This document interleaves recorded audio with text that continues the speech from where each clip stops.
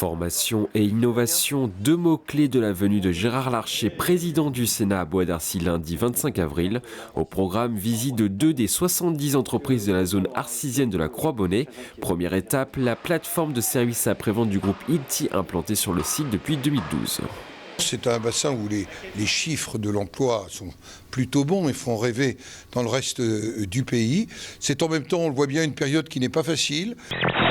Débattre autour des grands enjeux économiques de demain, c'était l'objectif de cette réunion publique organisée à l'hôtel de ville de Maurepas. Parmi les thématiques abordées, la formation professionnelle, les nouvelles croissances et le revenu universel. Le vieux modèle social français est usé jusqu'à la corde. Dans moins de 10 ans, on ne pourra plus payer les retraites. Et donc il faut faire quelque chose. Il faut éradiquer la pauvreté, il faut lutter contre le chômage.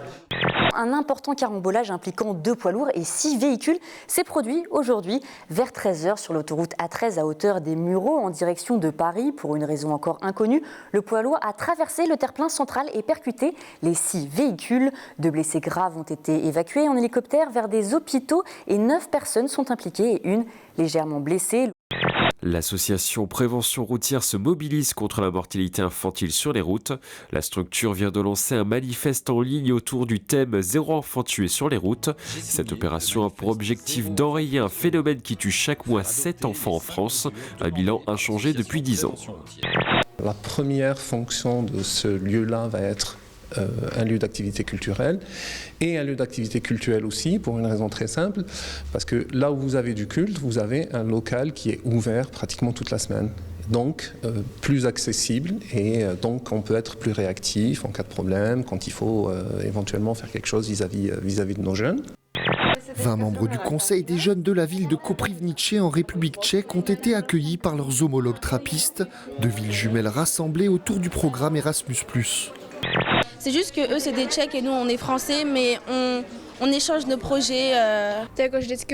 J'ai toujours voulu venir en France et voir Paris, alors c'est une très bonne occasion d'être là et de se faire des amis en plus.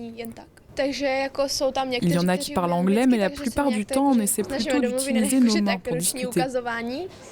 Jusqu'en 2010, j'étais comme les 7 milliards d'humains qui pensaient que le marathon c'est pas pour eux, c'est pour des gens exceptionnels. J'ai eu la chance d'avoir été affecté à Chicago comme consul général adjoint de France et le marathon de Chicago est extrêmement populaire. Donc pendant 2 ans j'ai applaudi les coureurs et puis la 3e année j'ai décidé de me faire applaudir par les autres. Très vite, Sidi Diallo est devenu accro au marathon. Le sportif en totalise 48 sur l'année 2013. Il réalise son meilleur temps en 2012 au marathon de Berlin en Allemagne en 3h14 minutes et 13 secondes.